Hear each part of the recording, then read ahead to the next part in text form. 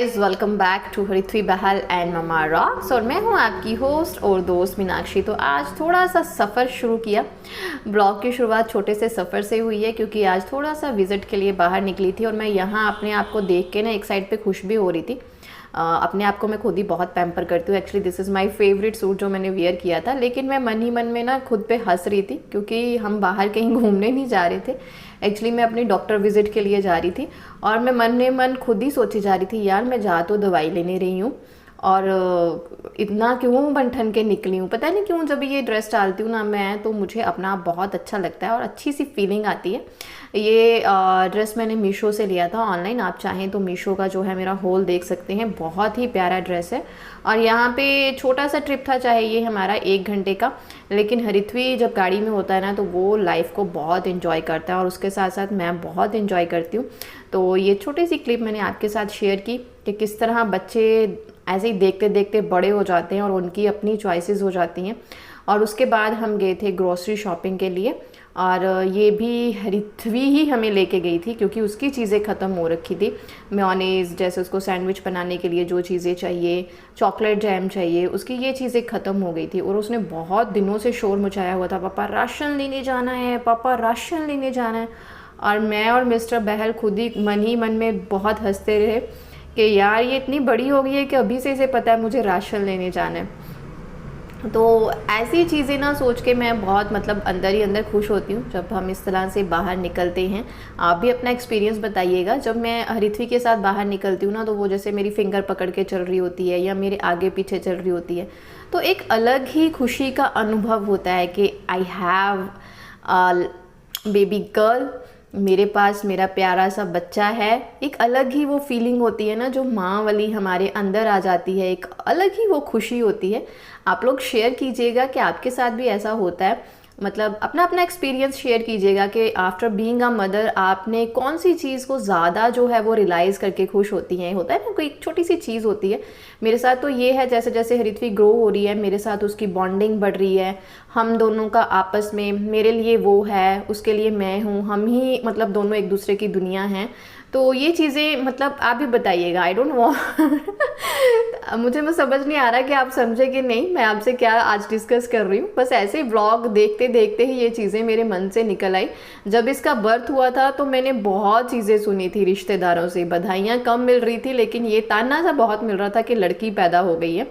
लेकिन उस टाइम मेरे ससुर जी ने बोला था कि हमारे घर में बरकत आई है, हमारे घर में खुशियाँ आई हैं, भाग्य आया है।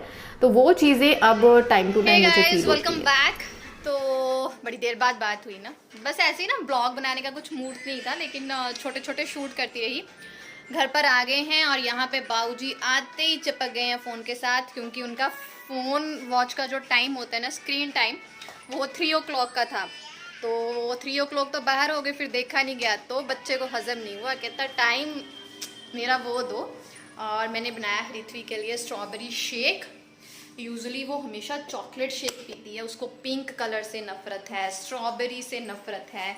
तो आज फर्स्ट टाइम उसने पिया तो मुझे बहुत खुशी हुई। और अपने फेवरेट वाले कप में, उसकी सारी चॉइसेस ना गाइस बॉयज़ जैसी हैं, दैट्स वाई वो खुद को गर्ल बोलने भी नहीं देती। चॉइस भी बॉयज़ जैसी है, लुक भी बॉय जैसी है, उसका वे ऑफ टॉक, चलना फिरना, उठना बैठना, बात करने का ढंग सब लड़कों जैसा है। तो कभी कभी मैं सोचती हूँ कि जब इसको मतलब खुद को रियलाइज़ होगा कि no I am not a boy, I am a girl, जब ये उतनी एबल होगी, इसको पता चलेगा, तो इसका दिल टूट जाएगा। इस चीज़ से मैं बहुत डर जाती हूँ। और मैंने एक बार ये चीज़ अपने ब्रदर के साथ भी डिस्कस की थी, मेरे बड़े भाई के साथ, बिकॉज हम दोनों आपस में बहन भाई, बाद में फ्रेंड्स पहले हैं। तो मैंने उनके साथ भी मैंने कहा यार मुझको ना ज़िंदगी में कोई टेंशन नहीं है, बस ये वाली टेंशन ज़रूर है कि जब इसको खुद से रियलाइज़ होगा ना कि no I am not a boy, I am a girl, तो ये किस तरह से हैंडल करेगी, क्या होगा मुझे नहीं पता। तो जस्ट स्टिल मैं सोचती भी नहीं, टेंशन भी नहीं लेती। पहले पहले मैंने उसको समझाने की कोशिश की, लेकिन फिर मैंने छोड़ दिया, सब भगवान भरोसे। तो मुझे ये है कि मैं उसका प्रेजेंट ये पुश कर करके, नहीं you are not a girl, you are a boy, boy boy, नहीं यू आर मैं खुद ही कंफ्यूज हो गई। तो उसको ये हर वक्त जताते रह के उसका प्रेजेंट नहीं ख़राब करना मुझे। टाइम टू टाइम जैसे टाइम पास होगा देखूंगी कैसे होता है। बहुत लंबी चौड़ी इस पे डिस्कशन हो गई। ये चीज़ जो है ना गाइज मेरे लिए बहुत समटाइम बैठे बिठाए मेरे दिमाग में आ जाए ना तो बहुत टेंशन हो जाती है। फिर हम चले गए थे, पहले हमने ली दवाई। मेरा कोर्स चल रहा है एक पर्टिकुलर होम्योपैथिक, तो उसका आज मुझे लगा लास्ट डे है, लेकिन फिर भी रिपोर्ट्स में कुछ गड़बड़ आ गई। दैट्स वाई कोर्स और ज़्यादा 10 दिन के लिए बढ़ गया। तो वो दवाई लेके आए। उसके बाद थोड़ी सी ग्रोसरी शॉपिंग थी। मेन हरिथ्वी की छोटी छोटी चीज़ें थी जो ख़त्म थी। ऑलिव ऑयल ख़त्म था, उसके केक का सामान ख़त्म था, बटर पेपर चाहिए था, छोटी छोटी चीज़ें जो हरिथ्वी के खाने में ज़्यादा यूज़ होती हैं, तो वो लेके आए। तो इनको मैं बाद में रखूँगी, पहले मैंने एक वीडियो शूट करना है, वो कर लेती हूँ। ये गाइज नेक्स्ट डे का शूट है। उस दिन तो बहुत थक वक गए थे तो आके इतना मैंने काम नहीं किया, तो मैंने किचन की सफाई करनी थी। और आप इसे, मेरा ये वाली जो साइड है ना मेरी पेंट्री टाइप है, जहाँ पे मैं अपने जो भी राशन है उसको अच्छे से संभाल के रखती हूँ, क्योंकि हमारी किचन में पेंट्री नहीं बनी थी। इसका लुक ऐसा नहीं था कि इसमें पेंट्री बन सके। तो ये सीढ़ी थी इसके अंदर, तो सीढ़ी के नीचे ऐसे कैबिनेट्स बना दी थी जिसे मैं एज अ पेंट्री यूज़ कर लेती हूँ। तो मैंने सोचा राशन वगैरह तो रखना ही है, तो सारे डब्बे जो है साफ़ कर लूँ, क्योंकि दालें वगैरह आजकल जो है मौसम गर्मी का है तो ख़राब होने का डर होता है, तो मुझे धो के डालनी होती हैं। तो जो भी डिब्बे खाली हो गए थे उनको मैंने धोना शुरू कर दिया।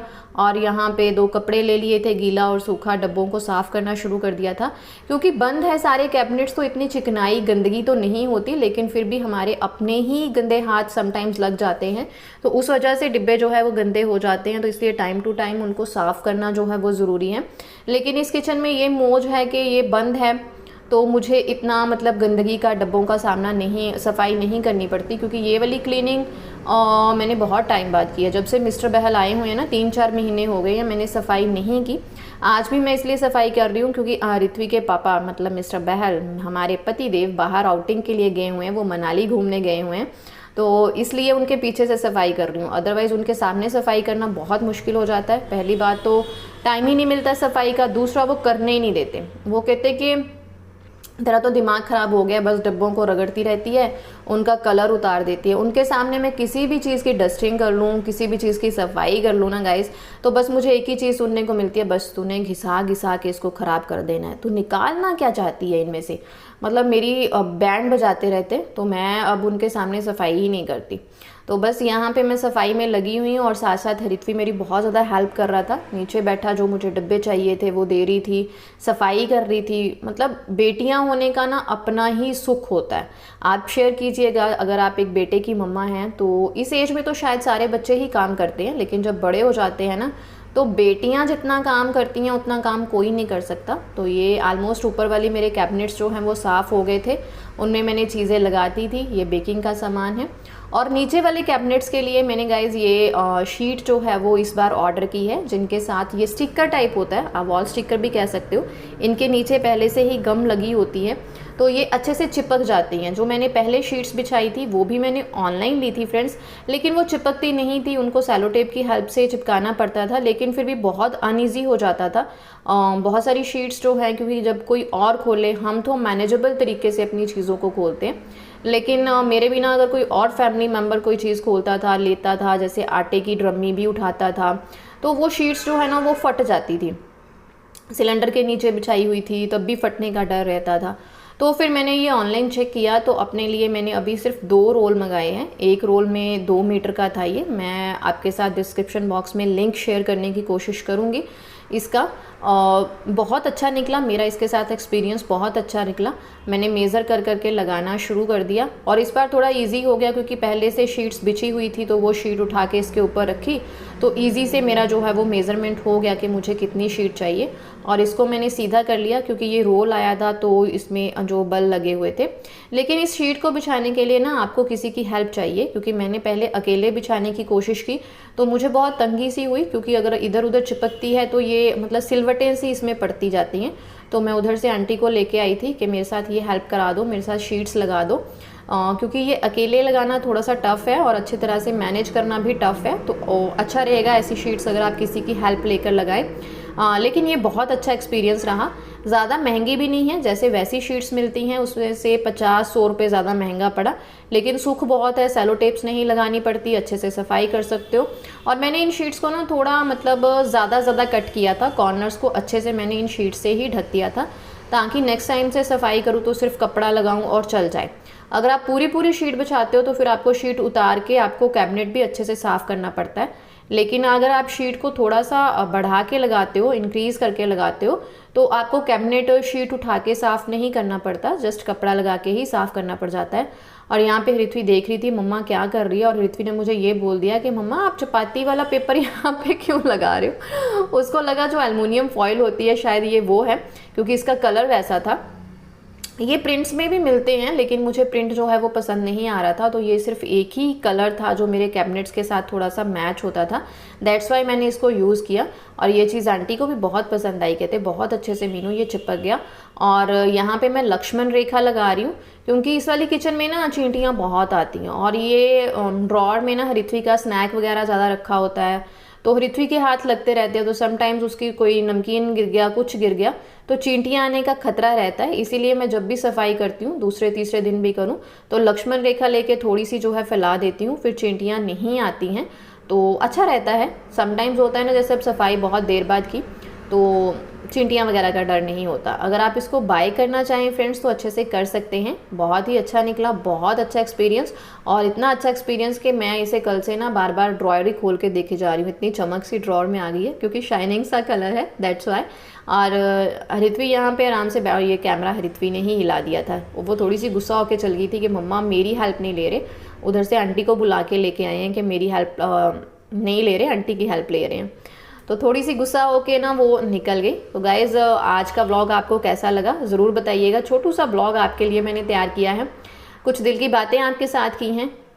बीइंग अ मदर, आपको कौन सी चीज़ जो है वो बार बार रियलाइज़ करके आप खुश होते हो, ज़रूर मेरे साथ शेयर कीजिएगा, क्योंकि मेरे को तो बहुत खुशी होती है यही सोच के यार मैं एक बेटी की माँ हूँ, और जब मेरे साथ वो चलती है ना तो एक अलग सा प्राउड आता है।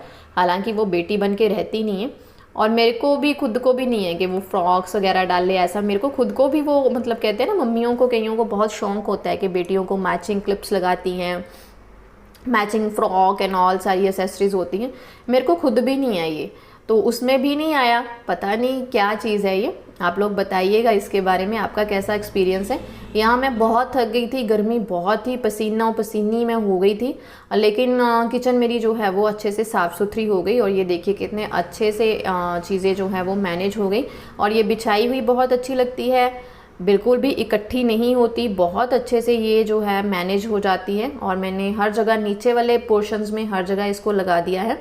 ऊपर वाले पोर्शंस के लिए मैं और मंगाऊंगी, मैंने पहले सोचा था कि कैसा एक्सपीरियंस रहता है, फिर पूरी किचन के लिए मंगाऊंगी। So thank you very much guys for watching Ritvi Bahl and mama rocks. आज का ब्लॉग अच्छा लगा है तो लाइक ज़रूर करें, चैनल को सब्सक्राइब और शेयर करना ना भूलें। Thank you.